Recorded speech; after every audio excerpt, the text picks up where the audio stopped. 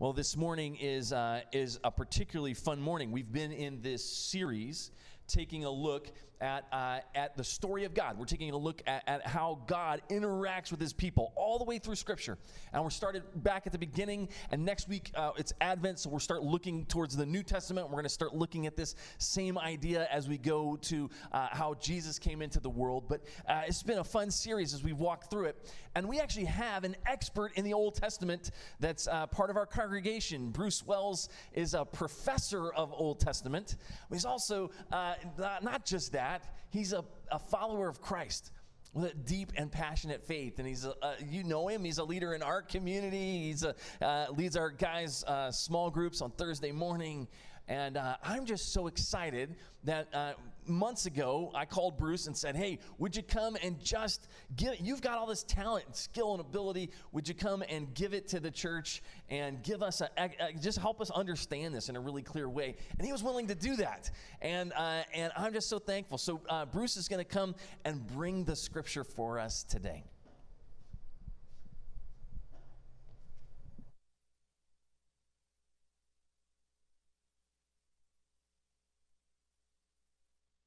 Okay, good morning. I think I'm live and folks can hear me.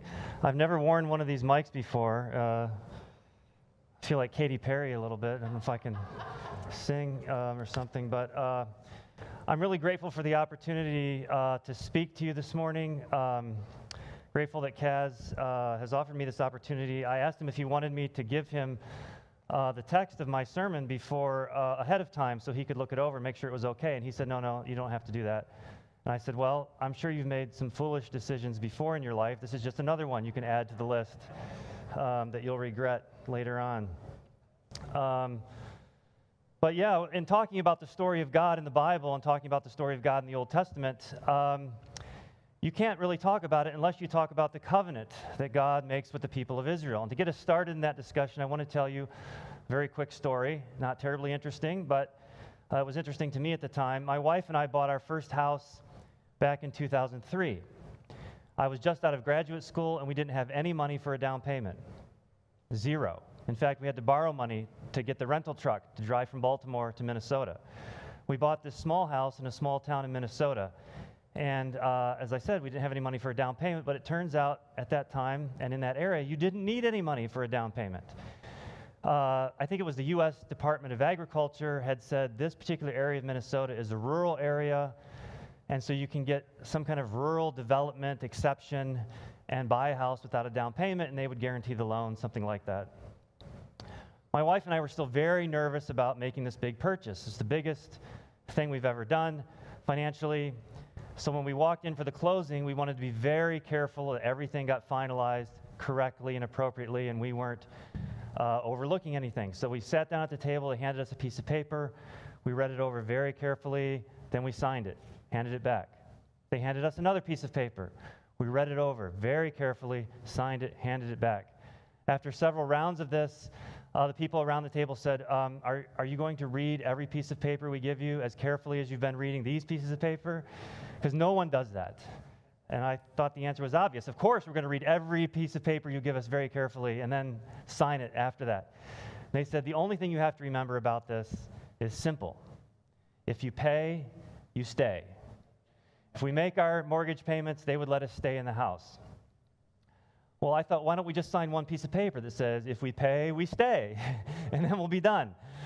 Well, that was the heart of the agreement, the heart of the contract. But then there were a lot of other rules and regulations that went along with it, including, we had to make our payment in U.S. dollars. We couldn't make it in bushels of wheat. We had to make it on a certain deadline, in a certain way, to a certain place. It was the biggest, most serious contract we had ever signed in our lives. We paid, and they let us stay in the house. In the Old Testament, the story of God and the nation of Israel is based very much on something like a contract. Now, we have a fancy word for it in English. We call it a covenant. I'm not sure, it comes from the Latin word, if you care to know, which means to come together. Think of the English word convene. But it's a fancy English word that we use for this agreement. And I'm not sure why we got started using that word covenant. But if you think about a contract, we think of it as taking place between two private parties doing business or something like that. If you take it up a notch to an agreement between nations, we have a different word for that. We call that a treaty. But it's still a contract between two entities. And if we take that up even another notch to the level of God, we have a separate word for that, covenant. At the level where God is involved, we talk about these agreements as a covenant. It makes me wonder about these communities that call themselves covenant communities. Is someone in there thinking of themselves a little more highly than they ought to think? The basic gist, the heart of the covenant in the Old Testament, and Kaz mentioned this in his sermon a couple weeks ago, is quoted in Leviticus, the third book of the Old Testament. And it's a statement where God says, I will be your God, and you will be my people. So keep that in mind as we talk about this covenant in the Old Testament. So how exactly is it described in Scripture? I want to take a look at two different Old Testament descriptions of the covenant. The first one is in Exodus chapter 19. Both of these descriptions are talking about the same agreement or the same covenant, but they do so in slightly different ways. Think of it like this. These are different metaphors or word pictures of how to understand this relationship between God and Israel. So we're starting in Exodus 19. Exodus, the second book of the Bible. I'm supposed to say, I think, if you have it on your phone, get out your phone app. My daughter wants to make sure I say, if you have the analog version, use the analog version. If you're in the online environment, I've heard there's a tab near the top that says what? Bible?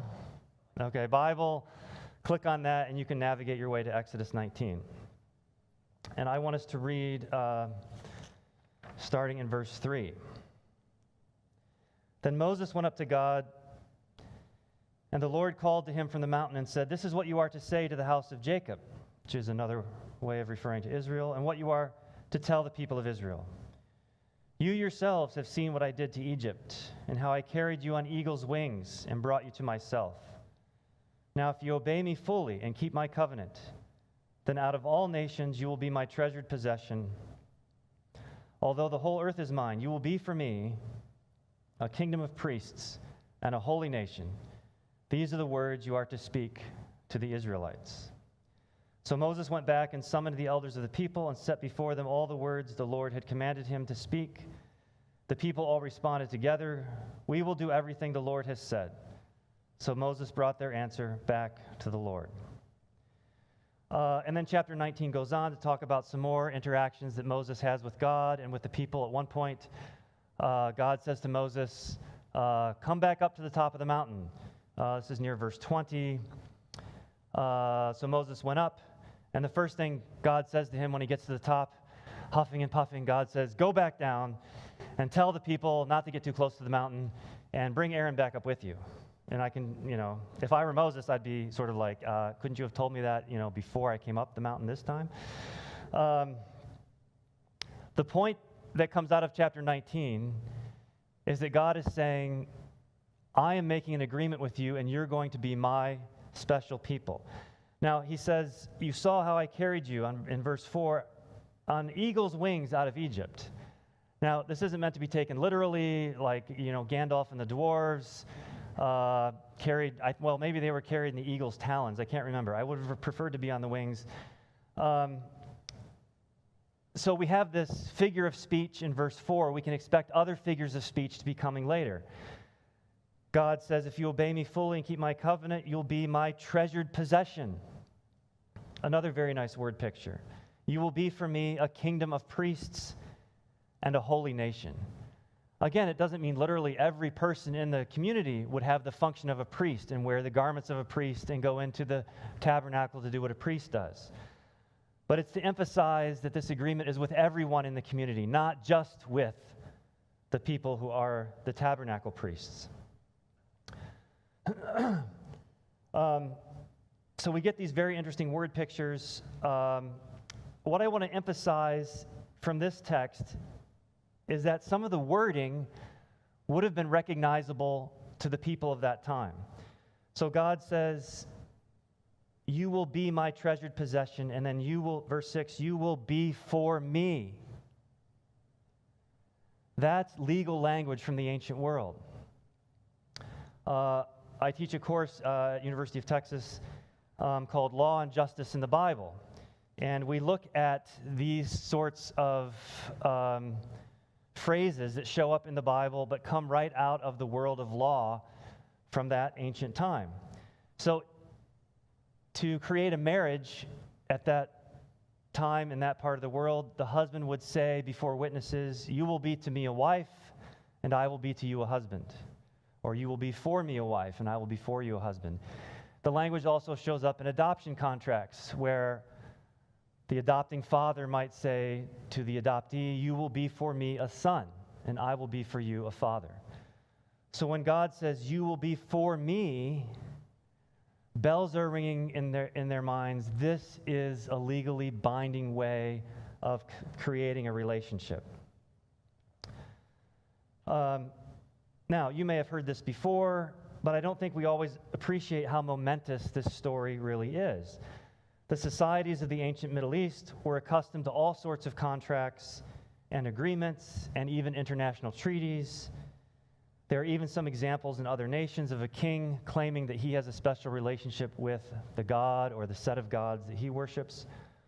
What we don't have any examples of from the ancient world, besides what is here in the Old Testament, is a special agreement between a deity and a group of people. In other words, the story of God's special covenant with Israel seems to be unique. Now, to be sure, this covenant is modeled on a particular type of contract or treaty. In fact, biblical scholars are generally in agreement on this point, and I can assure you biblical scholars are not in agreement on much of anything. But they generally agree that the covenant we see here in the Old Testament is modeled after what we call a vassal treaty from the ancient world. Sometimes it's called a suzerainty treaty, but nobody uses the word suzerainty anymore. But we use the word vassal all the time, right? Not quite. But vassal is easier to say than suzerainty. I didn't even know what suzerainty was till I went to graduate school. I had to learn about it. A vassal treaty happens when a powerful kingdom conquers a less powerful kingdom and makes that less powerful kingdom its vassal. And they create a treaty or a binding agreement, and the vassal king has to pledge allegiance to the powerful king. The vassal king has to say, "I will obey this whole list of regulations that you give me.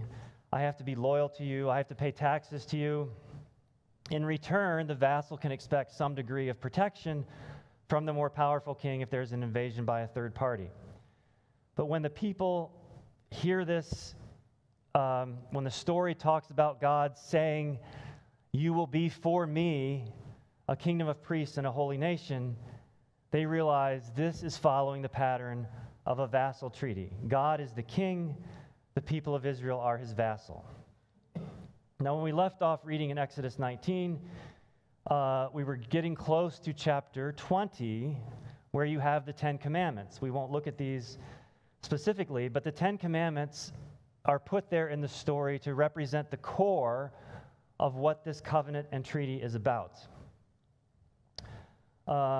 And you would think maybe that would be enough. Like, I just wanted to sign the piece of paper that says, if you pay, you stay. Why don't they just get the Ten Commandments and then be done with it? That's the core of the covenant. We can call it a day. But the text goes on after chapter 20, and you get another 3 chapters of laws and rules and regulations that all go with the covenant. This was typical of a vassal treaty. You get the core or heart of the vassal treaty, where there's a list of very simple rules about being loyal to the king or the emperor, and then another long list of rules and regulations that have to be followed. So again, the biblical text is following that pattern. So that's Exodus. That was one very brief look at how the covenant is described. Let's flip over to Deuteronomy chapter 6 and look at another description of the covenant. Deuteronomy chapter 6 comes after Deuteronomy chapter 5. That was free of charge. In chapter 5, you have Moses reviewing the Ten Commandments actually with a new generation of Israelites. And then he's going to go on and give them some more rules, but we're going to skip that review in chapter 5 and get to chapter 6, and we'll start reading at verse 4. Moses is speaking in the story here. Hear, O Israel, the Lord our God, the Lord is one. Love the Lord your God with all your heart and with all your soul and with all your strength. These commandments that I give you today are to be upon your hearts. Impress them on your children. Talk about them when you sit at home and when you walk along the road, when you lie down and when you get up. Tie them as symbols on your hands and bind them on your foreheads. Write them on the doorframes of your houses and on your gates. Notice the word love. You shall love the Lord your God with all your heart and with all your soul and with all your might. The word love here is important, not because it's the word love necessarily. The word love is important because vassal treaties used the word love. The less powerful king had to love the more powerful king, or at least pretend to, I suppose. But the key was loyalty. Love in this context means be loyal to. I think it's a good time at this point to tell you about a king from the Old Testament world who has kind of a strange name, but his name is Esarhaddon. He's mentioned very briefly in 3 different places in the Old Testament, very briefly, even though he's was a very prominent king. We know a lot about him from other sources. So he was an Assyrian king. Assyria is based in northern Iraq. He was ruling around the year 700 BC. As I said, he has kind of a funny name because it means the god Ashur has given a brother. We know from his very name he was not the firstborn. He's basically called just the brother. The firstborn is called the most honored firstborn. But then, if you're born after that, you don't get such a special name.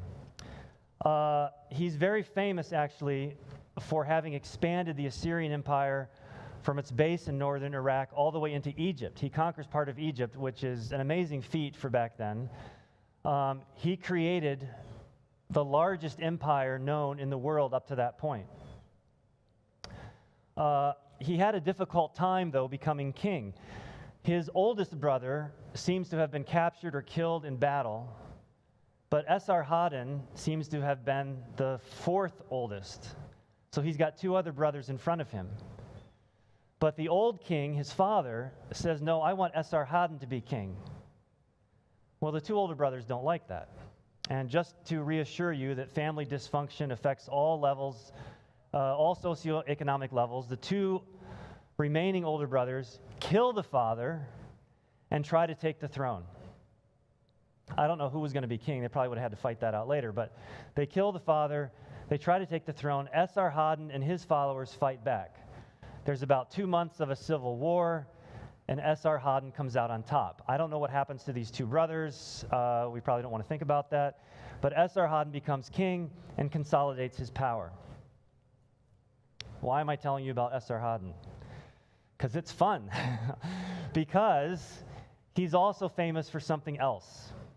He's famous for a very special treaty that he created and that he made his vassal states swear to, and also his own subjects swear to. Now, you might think that what dominates his treaty is a promotion of loyalty to him, but it's not. What dominates his treaty is loyalty to his son. So he designated one of his sons to be the next king, the crown prince. And this treaty says over and over again, you shall be loyal to the crown prince. You shall protect the crown prince. And when I die, you shall make sure that the crown prince is put on the throne. He's remembering his own struggle, I think, to become king, and doesn't want that to happen to his son. We've actually found copies, I wasn't there, but we have found copies of this treaty in different parts of the ancient Middle East, or of the Middle East. In fact, it was only 10 or 11 years ago, archaeologists found a copy of this treaty about 200 miles north of modern-day Israel. It's in the southwestern part of Turkey that kind of curves down next to Syria. And so this treaty was in place not too terribly far away from where the ancient Israelites were living. And a number of scholars, including myself, but there is actually a lot of disagreement about this, but we think that people living in ancient Israel would have been familiar either with this treaty or with treaties like it. One of the reasons for this is that the book of Deuteronomy has several sections and even some specific words that sound nearly identical to what's in Esarhaddon's treaty. So let's look at an example. You don't necessarily have to turn there, but I'm thinking of Deuteronomy 13, and I'll tell you what it's about. It's a text that, for very understandable reasons, doesn't get talked a lot about in churches.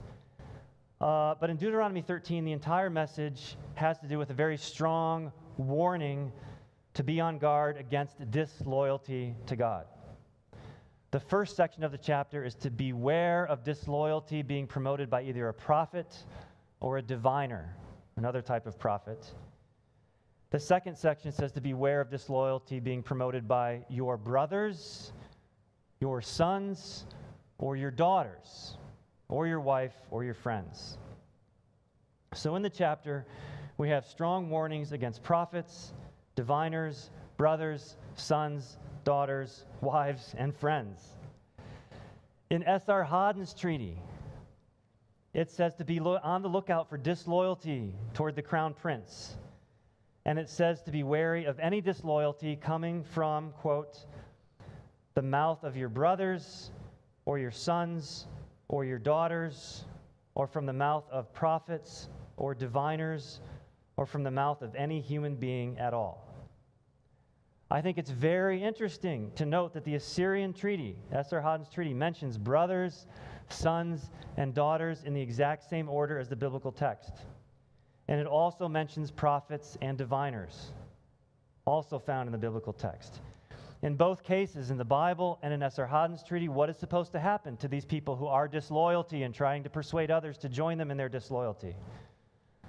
Both texts say that you, the treaty or the covenant's addressees, you are to put them to death. The Assyrian treaty goes on to say that you are to protect and to love the crown prince with all of your heart. Doesn't that sound familiar? It also says you are to teach this treaty to your sons and to your sons' sons, and to tell them to keep the treaty and not to sin against it. When you read certain parts of this treaty, it sounds almost as if you're reading certain parts of the Old Testament. Why is this? I have the answer to this question, but there's another question coming I don't have the answer to.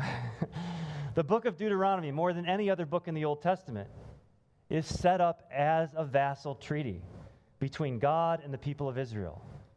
Its structure follows the format of a vassal treaty. It has wording that is meant to remind the Israelites of a vassal treaty. This was a cultural form that they could understand. God was now their king. They were now his vassal. Does it mean that they were really supposed to kill their own family members if these family members decided to worship another god and tried to drag other people into this disloyalty? You're probably not going to like this answer coming from a biblical scholar. Ready? I don't know. But that's missing the point, and I can talk to you more about why it's obscure to me and to others. Deuteronomy 13 is there as part of a whole package. If you didn't have something like Deuteronomy 13 in there, this package wouldn't look like a vassal treaty. And it's meant to be a genuine treaty between God and the people of Israel. I should add that the penalties listed in biblical laws, just as was the case in other ancient laws from that time, were almost always the most severe penalty allowed. They represented the fullest extent of the law, and I can talk to you more about that later if you're interested. What is actually most surprising about this whole treaty package that shows up in Deuteronomy is that there's almost no mention of a king. Everyone knew that a vassal treaty is between a king and some lower, less powerful entity. How can you have a vassal treaty without a king? At that time, your loyalty was supposed to be first and foremost to the king of your land. And now this is an important point, I think. You went along with the king and would worship the king's God as well as maybe your own personal family gods, but you would worship the king's God because you were first and foremost loyal to the king. The Old Testament comes along and flips this on its head and says that's not the way to think about it. What the Israelites are supposed to do is be loyal first and foremost to God. And if God so happens to appoint a king, then they will be loyal to the king because they are loyal to God. The vassal treaty was really all about the power of empire and the particular empire that was in control at the time. It was an important tool used by empires to spread their power and to reinforce the power they had over their subjects. For the ancient Israelites, a very small group of people caught between larger and often hostile empires, the vassal treaty for them was a tool used by their oppressors. It's not the kind of thing that you would necessarily expect to find in the national literature, the Old Testament, of a politically rather insignificant kingdom from that time period. So what is this tool of the oppressor doing in the Old Testament?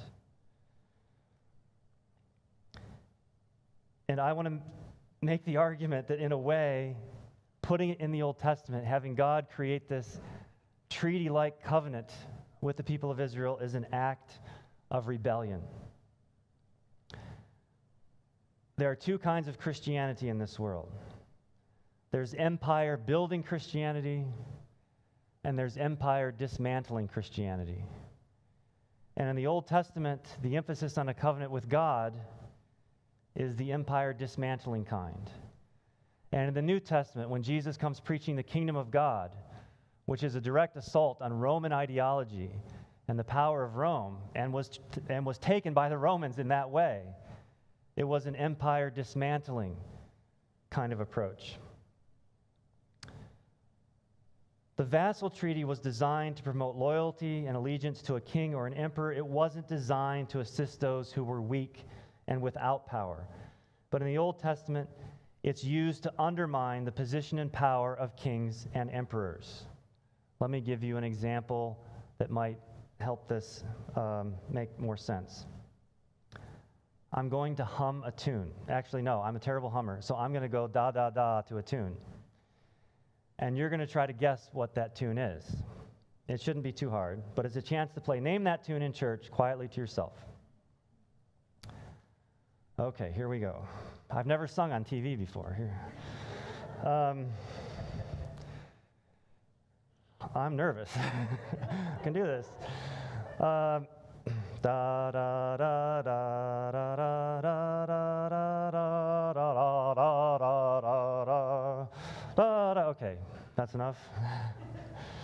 So all of you are probably thinking, "My country, 'tis of thee, sweet land of liberty, let freedom ring." But if I had hummed that tune in front of some people from England or Canada or New Zealand, they would have said something else. They would have said, "Oh, that's easy. That's God Save the Queen." It's Britain's national anthem. But we're Americans. That didn't even occur to most of you, probably. Some of you it did. The American version of the song was written in 1831, and it took a very well-known and recognizable British cultural form and filled it with rebellious American content. It was not about the king. It was about undermining the king. From the perspectives of Americans of that time period, they took a tool of the big bad empire of the day, the oppressor as it were, and used it against the empire. This is how to think about Deuteronomy and the covenant in the Old Testament. Deuteronomy consists of a series of speeches from Moses that take the form of a vassal treaty. But it champions loyalty to God, the God of Israel, and not to a king or an emperor. It was simultaneously promoting allegiance and the worship of God, and at the same time flying in the face of the conventional wisdom of the day. And part of the covenant stipulations, part of these extra laws and rules that show up in both Exodus and Deuteronomy, is to care for the poor and the disadvantaged among you. In Deuteronomy, the prime examples for the disadvantaged would be the widows, the orphans, and the foreigners. In fact, in the book of Leviticus, which also talks about the covenant, it says not only to love your neighbor as yourself, but also the foreigner who lives among you as yourself. Guess what the Treaty of Esarhaddon says? It says to love someone as yourself, but not your neighbor and not the foreigner. It says to love the crown prince as yourself. As we should now be expecting, the biblical text comes along and turns that on its head as well. This idea of a covenant between God and Israel underlines much of the rest of what comes in the Old Testament. When the prophets come along and they say to the people of Israel that they've lost their way and they're calling them back to the way that God wants them to walk, they base their argument on the covenant.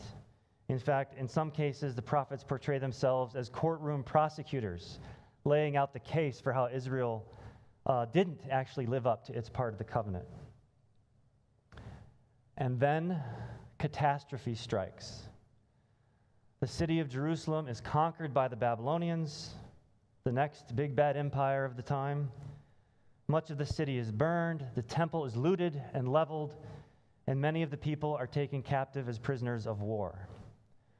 They're forced to be resettled in southern Iraq or Babylonia and to live there as refugees. In fact, the entire book of Lamentations in the Old Testament is a collection of poetry that is grieving the loss of their homeland and the destruction of Jerusalem. What you'll find in some parts of the Old Testament written at this time is a kind of argument about why this catastrophe took place. They ask themselves if they really deserved this fate, and if so, which generation was to blame for having this severe punishment imposed on them. But as we know, that was not the end of the story. There are other prophets who come along with a message of hope. For example, parts of the books of Jeremiah and Ezekiel talk about a new covenant, or perhaps better, a renewed covenant. But this time things will be different, they say. They insist that this time the community of faith has to rely on God for help and not try to follow God's covenant on their own strength. And they reassure the people that God will be there to guide them and sustain them. Ezekiel says that God will remove from them a heart of stone and put within them a heart of flesh to trust him. It's not that God has changed how he relates to them or to anyone. Rather, what has changed is their way of thinking and talking about God and their relationship to him. In the New Testament, the story for us Christians reaches its climax. The continuing story of the covenant, God's relationship with humanity, leads to the life and ministry of Jesus, who came to earth to reconcile us to God once and for all. In a way, the story of the covenant is really a story about loyalty. Not so much the loyalty of the Israelites to God or even our loyalty to God, but about his loyalty to us. Yes, he is the king, and we owe him our loyalty, but it is his loyalty and steadfastness and faithfulness to us that is meant to be what motivates our loyalty to him. If you remember, the covenant started, I started out talking about the covenant as, I will be your God, and you will be my people. And along the way, what we discover is that even when they were trying not to be his people, he was still their God. Speaking of loyalty, I would add that any number of things today are begging for our attention and our loyalty. We just went through an election season where politicians and political parties were practically demanding our loyalty. Companies talk about brand loyalty. They want us to be seduced by the glamour or creativity of how they package their product, even if the product isn't so great. The story of the covenant, then, is also a story about priorities, a topic that makes me, to be honest, a little uncomfortable and sort of vaguely guilty. Maybe not so vaguely, just guilty. if I were to take a hard look at what my priorities are based on how I spend my time and my energy, my money, and my other resources, what exactly would I see? My encouragement to us today is to find even some small ways to ensure that our priorities and our loyalties are going toward the things that matter, the things that further the redemptive work of God in the world.